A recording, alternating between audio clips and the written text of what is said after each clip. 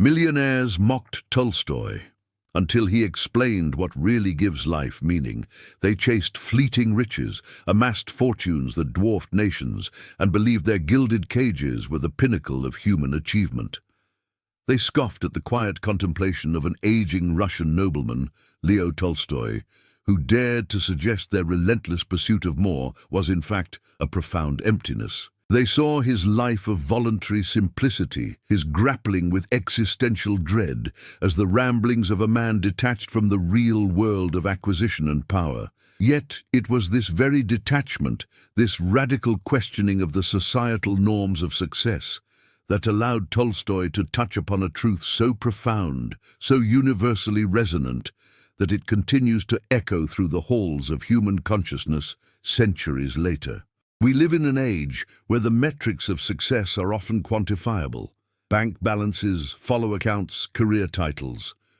We are bombarded with images of effortless prosperity, of lives lived in perpetual sunshine and luxury, and it's easy to fall prey to the seductive illusion that this is the only path to fulfillment.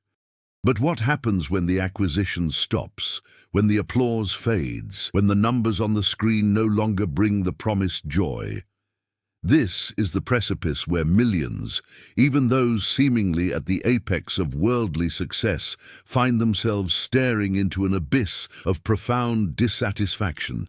They are the ones who have everything, yet feel they have nothing of true consequence. This script is not about denigrating wealth or ambition. It is about unearthing the often hidden architects of a life that feels not just prosperous, but deeply meaningful. It's about understanding why the millionaires, the titans of industry, the seemingly untouchable figures of success were drawn to Tolstoy's seemingly countercultural insights. It's about recognizing that the deepest human yearning isn't for more things, but for more being. We will journey into the heart of what truly nourishes the human spirit, exploring the chasm between superficial achievement and genuine contentment. We will uncover the psychological and philosophical underpinnings of this universal quest for meaning, a quest that transcends social strata and economic status. Prepare to have your assumptions challenged, your perspectives broadened, and your inner compass recalibrated as we delve into the timeless wisdom that even the wealthiest among us eventually sought. This exploration is not merely an intellectual exercise.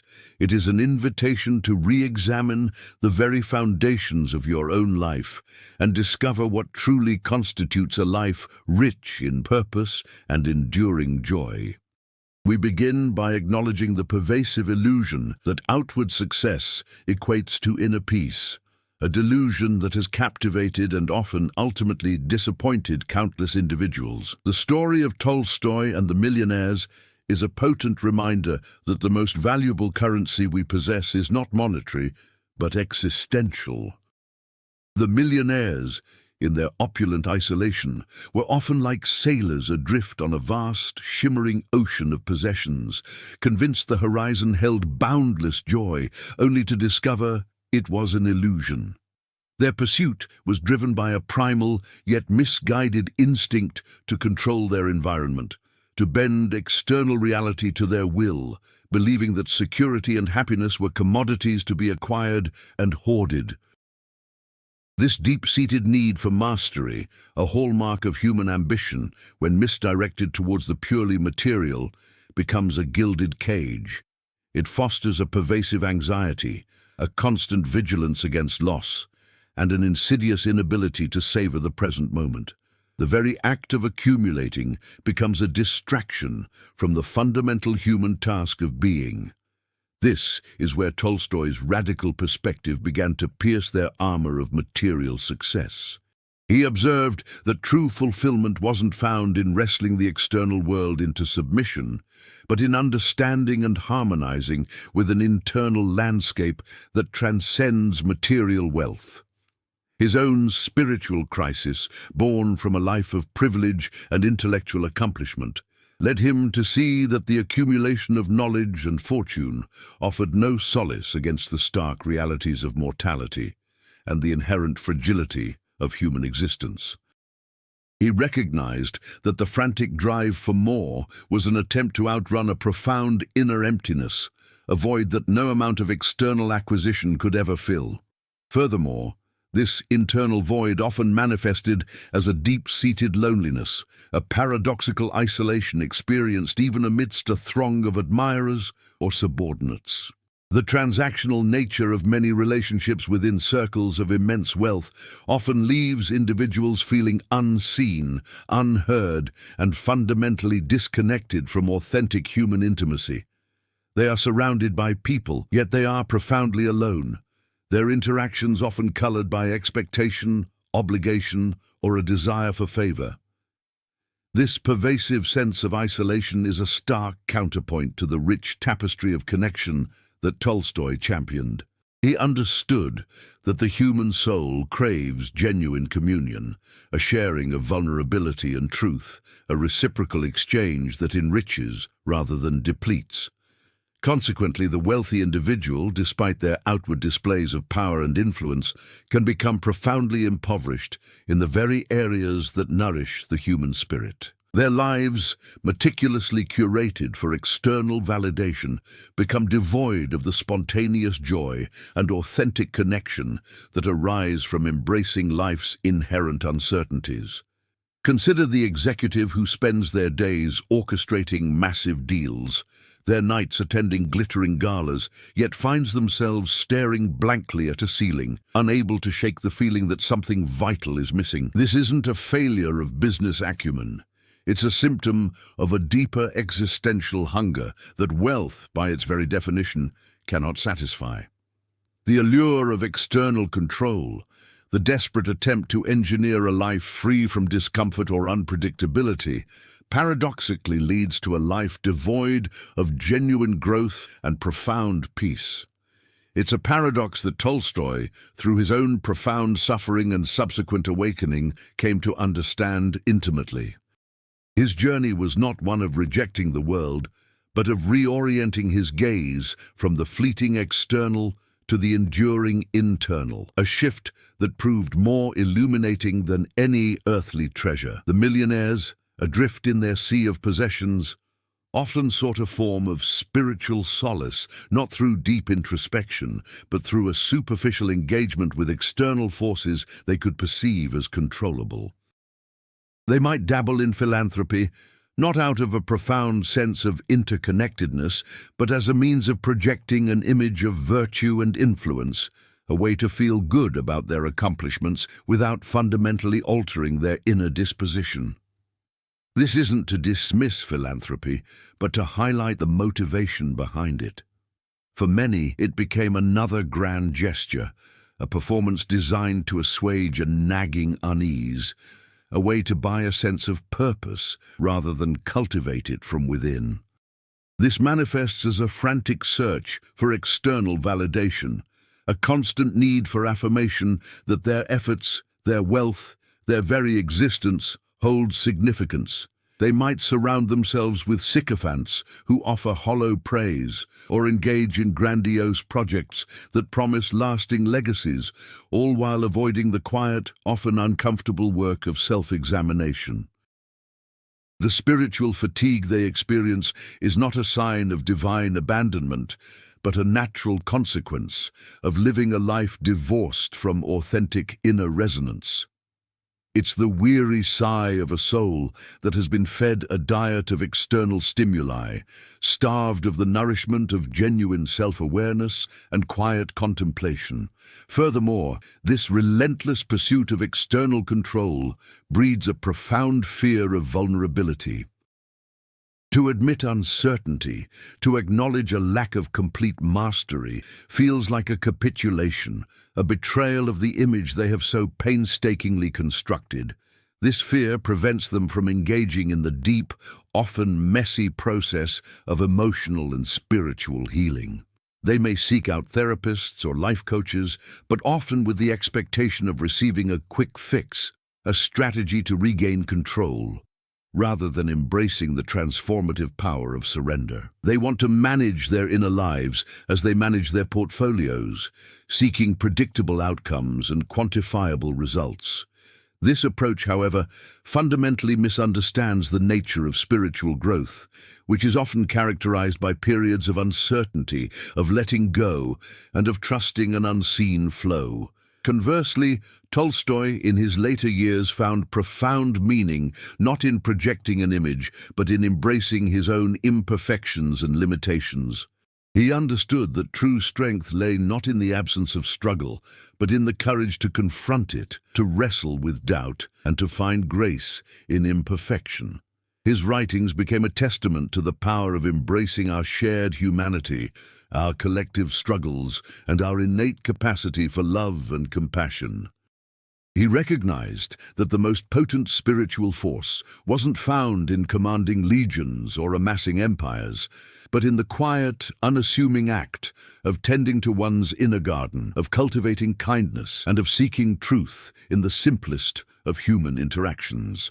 This profound shift in perspective allowed him to connect with a universal energy that transcended the limitations of material wealth and social status, an energy that resonated deeply with the core of human experience. He saw that the true riches were not in what one possessed, but in what one was, in the quality of one's consciousness and the depth of one's connection to life itself.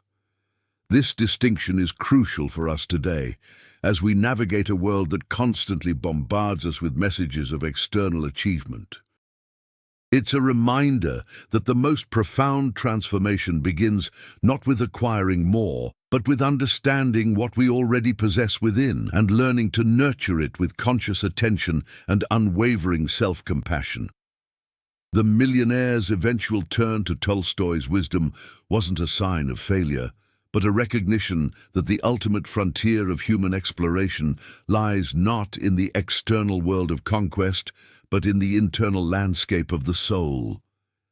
The Millionaires, having exhausted the superficial allure of acquisition, often found themselves grappling with a peculiar form of existential paralysis. This wasn't mere boredom, but a profound disconnect from the very process of living, a state where days blurred into a monotonous cycle of managing assets and maintaining appearances. They had, in essence, outsourced their experience of life.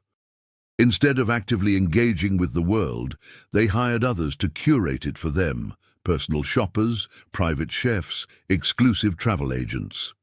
This delegation, while seemingly efficient, severed the vital threads of direct sensory input and personal agency that ground us in reality. The joy derived from a home-cooked meal, the satisfaction of navigating an unfamiliar city, the simple pleasure of choosing one's own attire.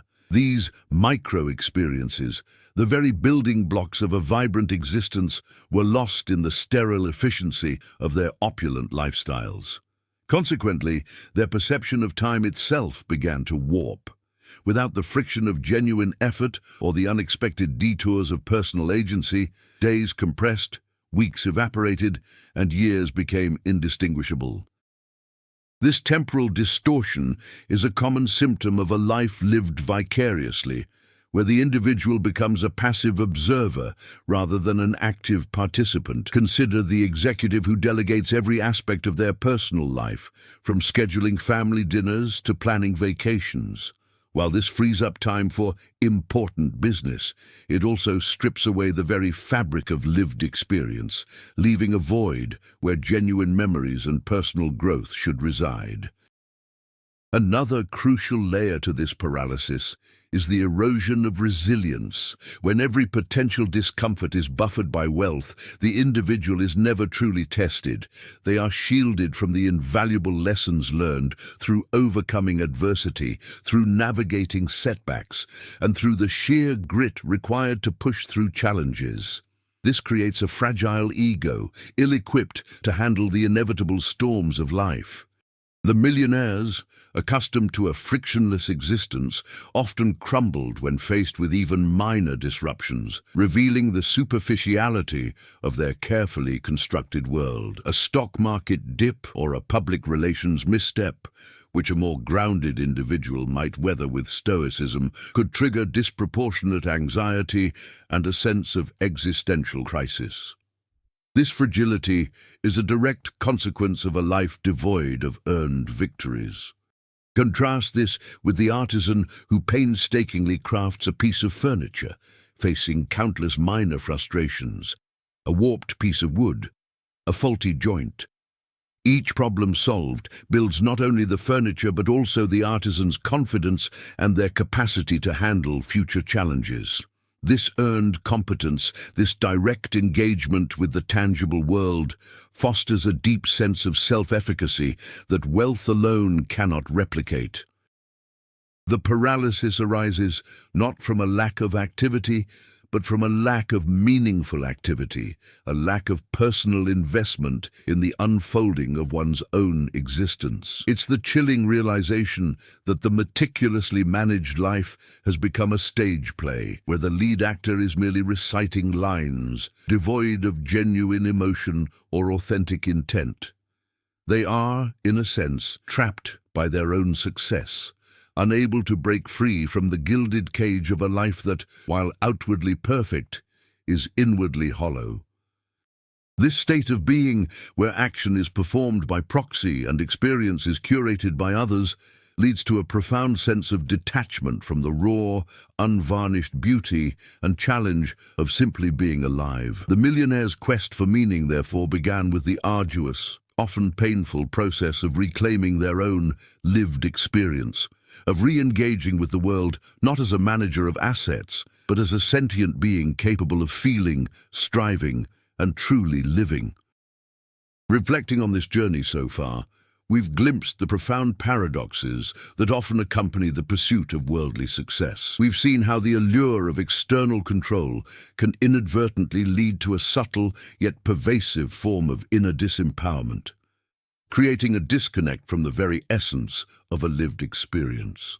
The relentless drive to acquire, to master, to project an image of unassailable strength can paradoxically leave the spirit feeling impoverished, adrift in a sea of material abundance, yet starved of genuine connection and authentic presence. It's as if the meticulously crafted edifice of achievement, while grand and imposing from the outside, lacks the foundational elements that truly sustain the human soul. The echoes of our explorations resonate with a growing clarity. The most significant frontiers of human endeavor are not always charted on maps of economic growth or societal influence, but rather within the intricate landscape of our own consciousness and our capacity for genuine engagement with life's unfolding narrative. As we pivot towards the final reflection, consider the cumulative effect of these insights. Imagine a finely tuned instrument, its surface gleaming with polish and ornamentation, yet its internal workings neglected. The music it produces, though perhaps initially impressive, lacks the depth, the resonance, the soul-stirring quality that arises from meticulous care and harmonious integration. Similarly, a life overly focused on external polish, on the accumulation of accolades and possessions, risks becoming a hollow echo of its potential, a performance devoid of the authentic melody of being. The whispers of discontent, the gnawing sense of something missing, are not signs of failure, but rather the soul's gentle, insistent call to reorient our gaze, to seek nourishment not from the fleeting external, but from the enduring internal. This transition invites us to acknowledge the convergence of these powerful currents, to recognize how the threads of our reflections are weaving together a more nuanced understanding of what it truly means to live a life rich in meaning, purpose, and enduring contentment. The path forward, as we approach our concluding thoughts, becomes illuminated not by the dazzling glare of material gain, but by the quiet, steady luminescence of inner awareness and authentic connection. It is in this synthesis, this drawing together of disparate insights into a cohesive whole, that we begin to perceive the profound implications for our own lives, preparing us for the final anchoring of this contemplative journey. The quest that drew millionaires to the stark, unvarnished wisdom of Tolstoy was not merely an intellectual curiosity, it was a primal recognition of a universal truth. the profound inadequacy of external accumulation to satisfy the deepest yearnings of the human spirit. We have navigated the gilded labyrinth of material success, witnessing how the relentless pursuit of more can paradoxically lead to an inner emptiness, a spiritual fatigue born from a life lived in the shadow of curated experiences and delegated realities. The brilliance of Tolstoy's insight lay not in advocating for poverty, but in illuminating the profound poverty of a life devoid of authentic engagement, of earned resilience, and of genuine connection. It is the quiet, often unnoticed moments of personal agency, the choice made, the effort exerted, the vulnerability embraced, that forge the true substance of a life. These are the moments that wealth, in its attempt to shield us from discomfort, often erodes, leaving us with a polished surface that belies a hollow core. The true richness of existence, as Tolstoy discovered, and as we are invited to rediscover, is not measured in assets, but in the depth of our presence, the courage of our convictions, and the sincerity of our connections. It is in the quiet cultivation of our inner landscape, in the willingness to engage with life's inherent uncertainties with grace and resilience, that we unearth a wellspring of meaning that no earthly fortune can bestow. The echoes of this realization call us to shift our perspective, to recognize that the most valuable currency we possess is not monetary, but existential. The deepest fulfillment, therefore, is not found in the grand pronouncements of success, but in the humble, consistent practice of mindful living. It is in the deliberate act of reclaiming our own experience, of engaging directly with the world, not as a distant observer or a manager of resources, but as a sentient being capable of feeling, learning, and growing. This requires a conscious turning inward, a gentle yet unwavering commitment to cultivating our inner garden. It means recognizing that true resilience is not the absence of challenges, but the capacity to meet them with an inner fortitude forged through lived experience, not insulated from it. It is about embracing vulnerability not as a weakness, but as the very gateway to authentic connection and profound self-understanding. The millionaires, in their eventual turn towards Tolstoy, were not seeking a retreat from life, but a deeper, more resonant engagement with it. They were seeking to dismantle the illusion of control and to embrace the liberating power of surrender, trusting in the unfolding process of life rather than attempting to dictate its every turn. This profound recalibration of focus, from the external accumulation to the internal cultivation, is the enduring legacy of their journey and a potent invitation for our own. The true practice begins now, not in the pursuit of grand gestures or external validation, but in the quiet, consistent choices we make each moment. It is in the conscious breath that anchors us to the present, the mindful engagement with our daily tasks, the sincere connection we forge with those around us. It is in the willingness to be fully present, to feel deeply, and to learn continually from the rich tapestry of our lived experience. This is the path to a life not just of material prosperity, but of profound spiritual abundance, a life where meaning is not sought, but is inherently lived. If this reflection has resonated with the quiet stirrings of your own soul, if it has offered a new lens through which to view the landscape of your life, then I invite you to join this ongoing exploration. Subscribe and continue this journey with me as we delve deeper into the art of living a life rich in purpose, presence, and enduring peace.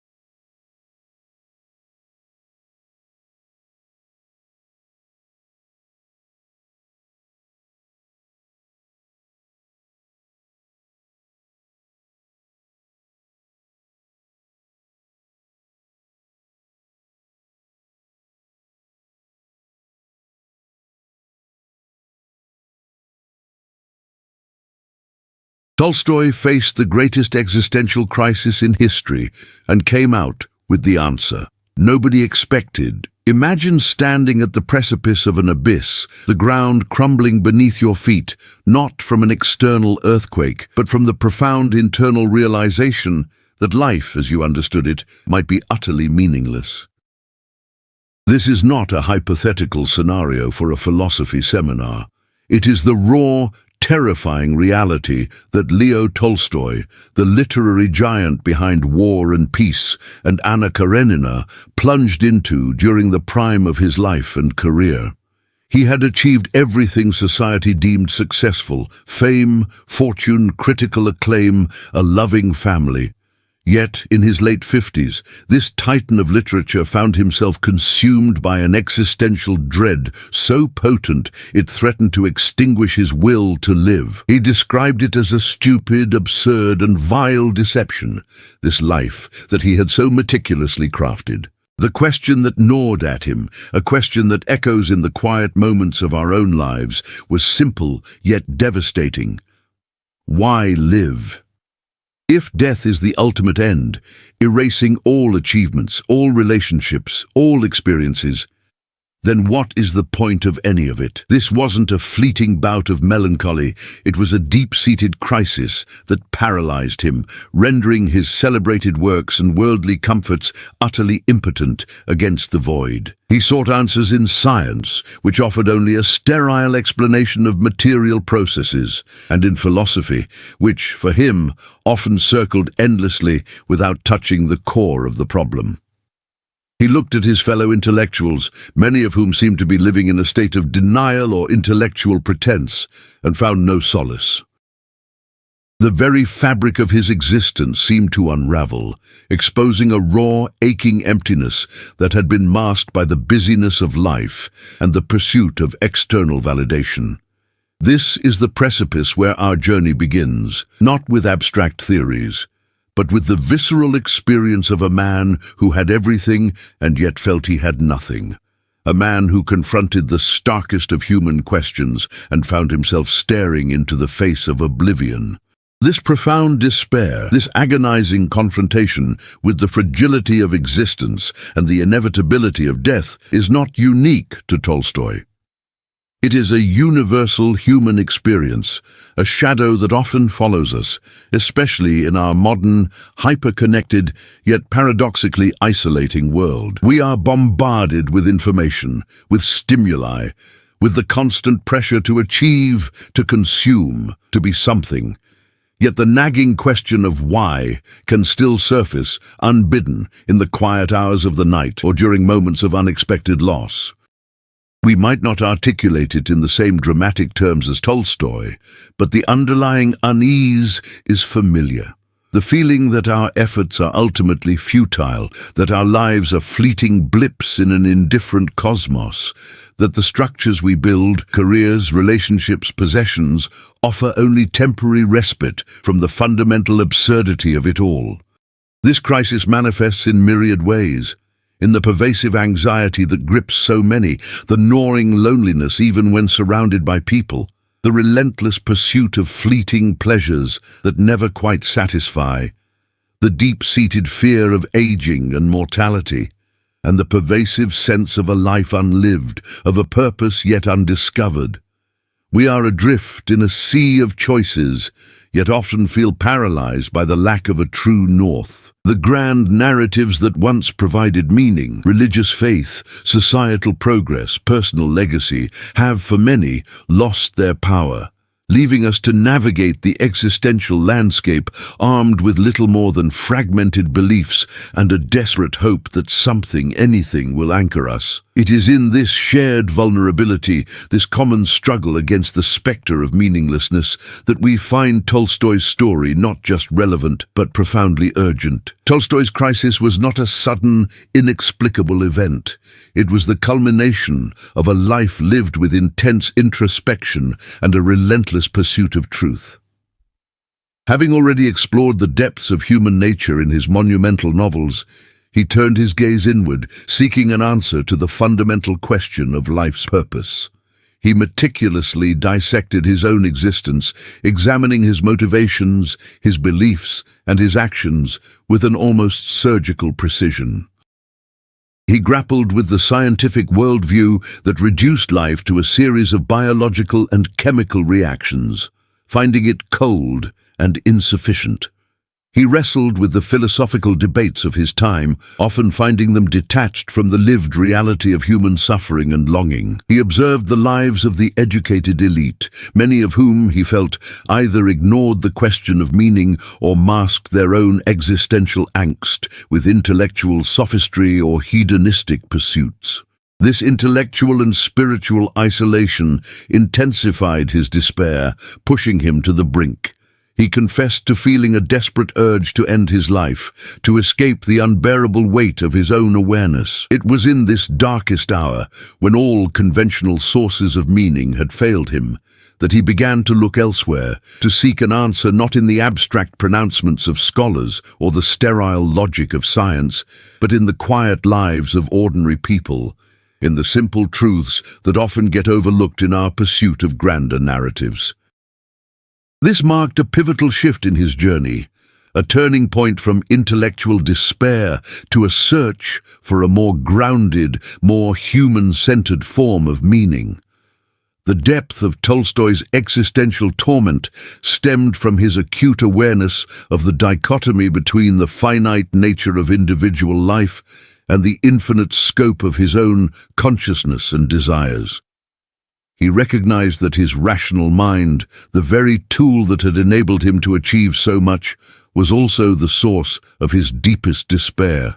Reason, when applied to the ultimate questions of life and death, led him to the inescapable conclusion that life was a cruel joke, a brief flicker between two eternities of nothingness. If his life was to end, if all his endeavors were to be reduced to dust, then what was the value of love, of creation, of striving? This intellectual paradox was unbearable.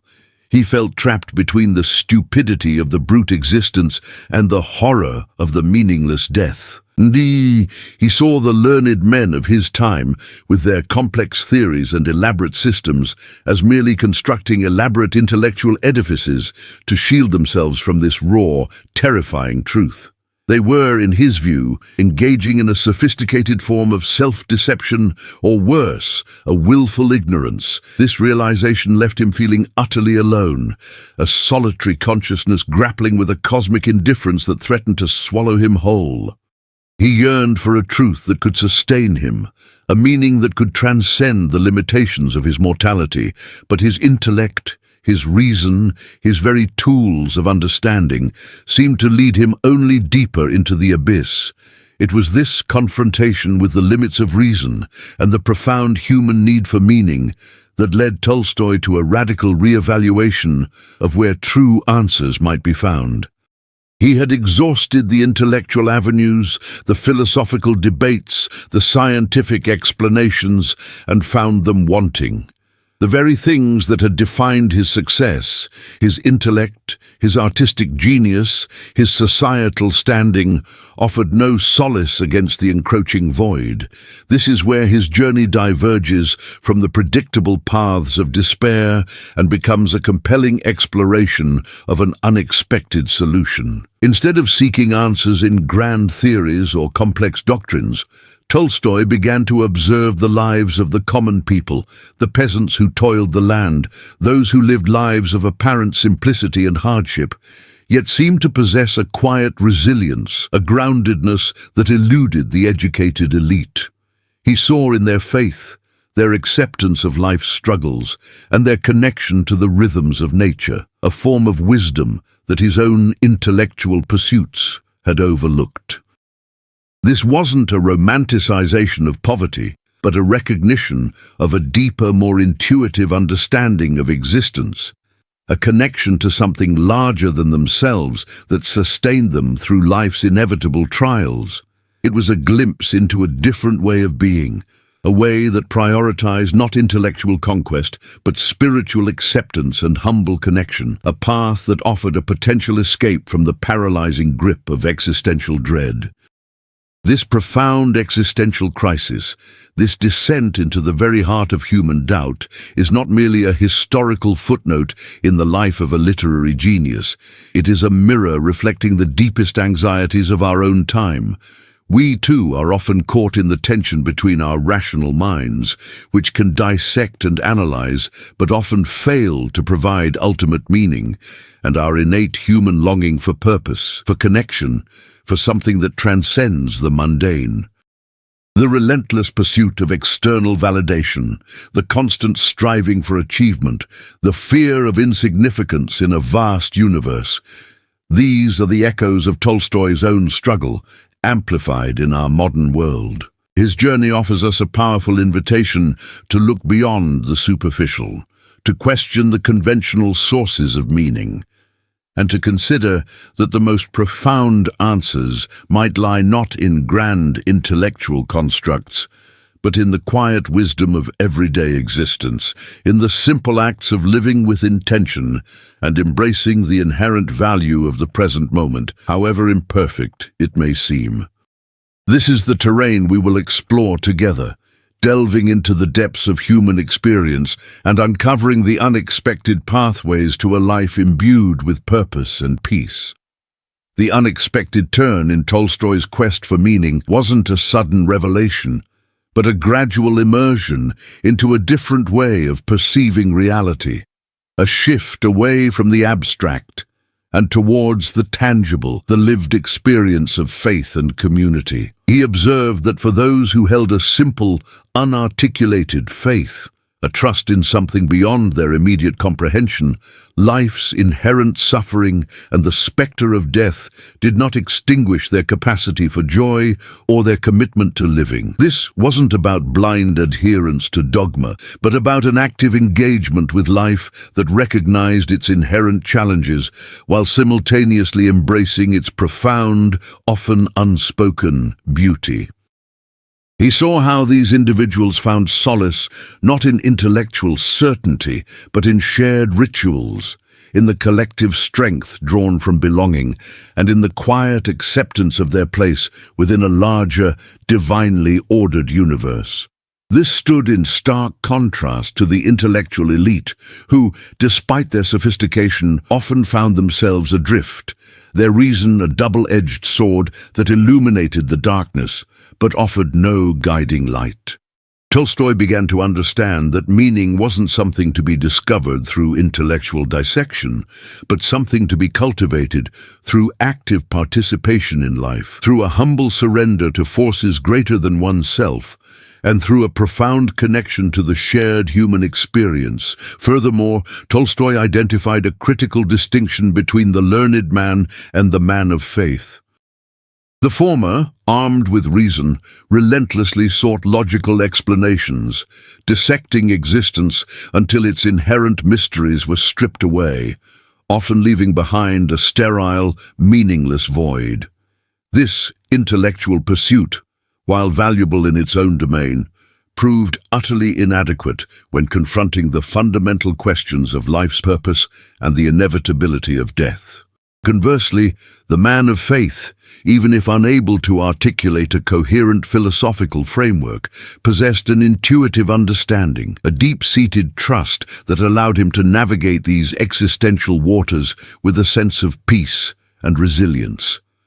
This faith wasn't necessarily tied to organized religion. It was a more fundamental disposition, a willingness to embrace the unknown, to find meaning not in absolute certainty, but in the ongoing process of living and connecting. Tolstoy observed that this faith often manifested in a profound sense of interconnectedness, a recognition that individual existence, however fleeting, was part of a grander unfolding narrative, a cosmic tapestry woven with threads of love and purpose. This realization marked a significant departure for Tolstoy, moving him away from the solitary struggle of the intellect towards the collective embrace of a shared human spirit. Consequently, Tolstoy's exploration led him to champion the concept of living for others as a potent antidote to existential angst. He realized that the intensely self-focused contemplation of his own mortality and the perceived meaninglessness of his individual existence was a trap that reason alone could not escape. By shifting his focus outward, by dedicating himself to serving the needs of others, to contributing to the well-being of his community, he found a tangible and deeply satisfying source of purpose. This wasn't merely altruism in the superficial sense, it was a fundamental reorientation of his life's energy. He observed that acts of genuine compassion, of selfless service, created ripples of connection that transcended the limitations of individual existence. The joy derived from alleviating suffering, from contributing to the flourishing of others, offered a profound sense of fulfillment that intellectual pursuits had never been able to provide. This principle of outward-facing engagement, of finding meaning in one's contribution to the larger human family, became a cornerstone of his rediscovered philosophy, offering a practical path away from the paralyzing grip of self-absorption and existential despair. Another crucial layer in Tolstoy's evolving perspective was the inherent connection between a life lived in accordance with simple, universal moral truths and the attainment of inner peace. He began to see that the complex philosophical systems and the elaborate justifications for a life of pleasure or intellectual pursuit often served as elaborate distractions from a more fundamental, intuitive understanding of right and wrong. The common people, with their direct engagement with life's necessities and their adherence to straightforward ethical principles, honesty, kindness, diligence, compassion, seemed to possess a clarity that the more intellectually sophisticated often lacked. Tolstoy recognized that living in alignment with these basic moral imperatives was not merely a matter of social convention, but a direct pathway to a life of integrity, and consequently, a life free from the corrosive effects of internal conflict and existential doubt. This wasn't about adhering to a rigid moral code for its own sake, but about understanding that a life lived with genuine ethical grounding naturally fostered a sense of purpose and self-worth, a quiet confidence that anchored one against the storms of life, including the fear of death and the question of ultimate meaning.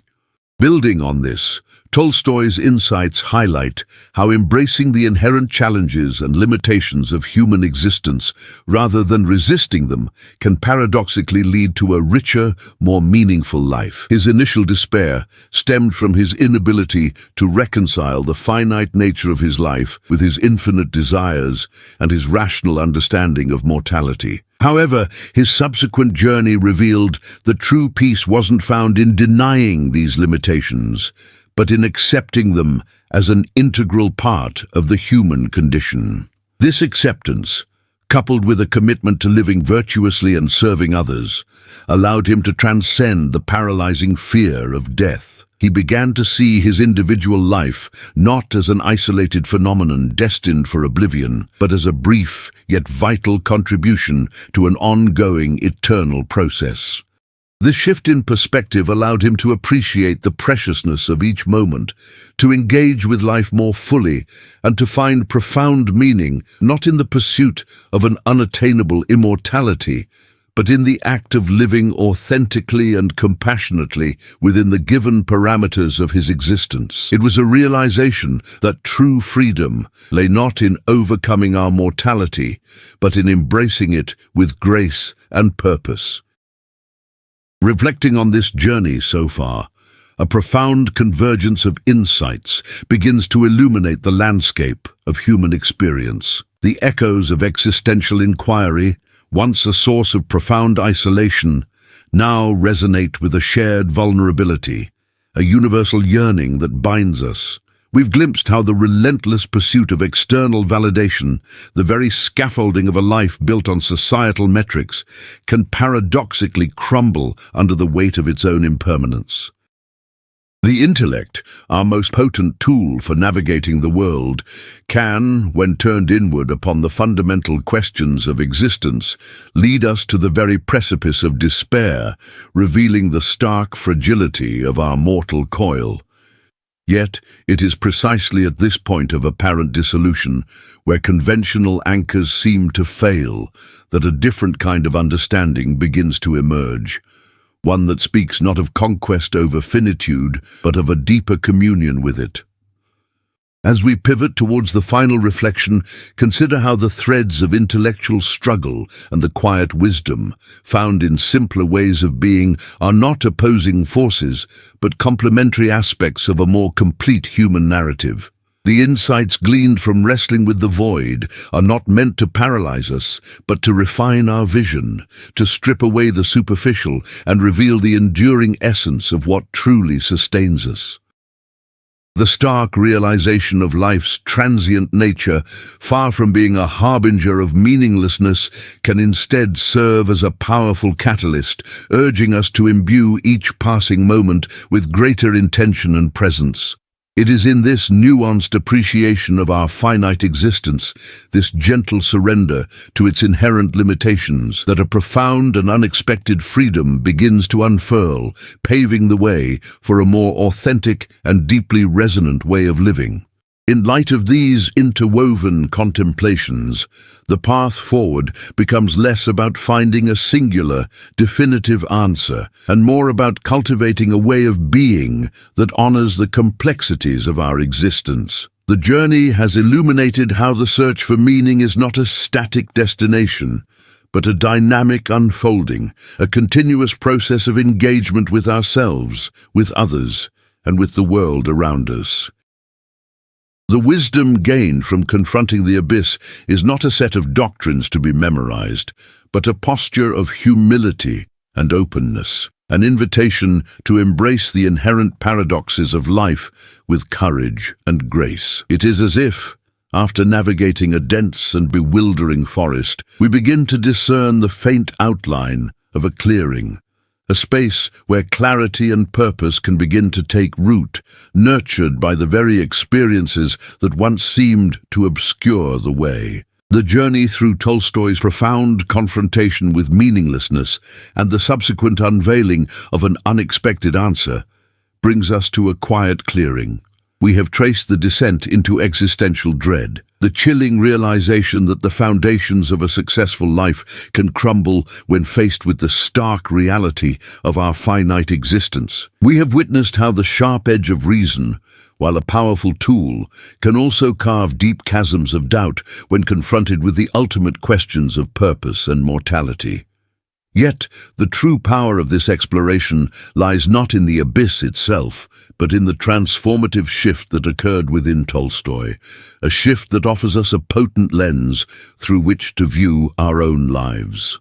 The unexpected answer was not a grand philosophical treatise or a scientific breakthrough, but a profound reorientation of perspective, a rediscovery of meaning, not in the accumulation of personal triumphs or the intellectual conquest of life's mysteries, but in the simple, profound act of living. This living, as Tolstoy discovered, is not a passive state, but an active engagement, a conscious choice to imbue each moment with purpose, not through the relentless pursuit of some distant, abstract ideal, but through the humble, grounded practice of connecting with the world around us. It is found in the quiet dignity of accepting our limitations, not as prisons, but as the very parameters that give shape and preciousness to our existence. The true practice begins now, in recognizing that meaning is not a treasure to be unearthed, but a garden to be cultivated. It is in the seeds of kindness we sow, the threads of connection we weave with fellow travelers, and the quiet resilience we draw from the simple, enduring truths that resonate in the everyday. The fear of oblivion need not paralyze us. Instead, it can become a gentle, persistent reminder to live with greater intention, to love more fully, and to contribute our unique essence to the unfolding tapestry of existence. Ultimately, the legacy of Tolstoy's crisis is not one of despair, but of profound hope.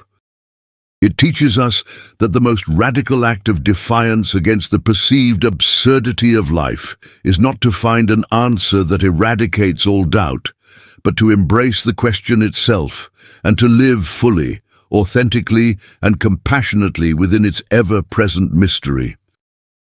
The true measure of a life, it seems, is not in its duration or its accolades, but in the depth of its engagement, the sincerity of its connections, and the quiet grace with which it navigates the inevitable currents of joy and sorrow.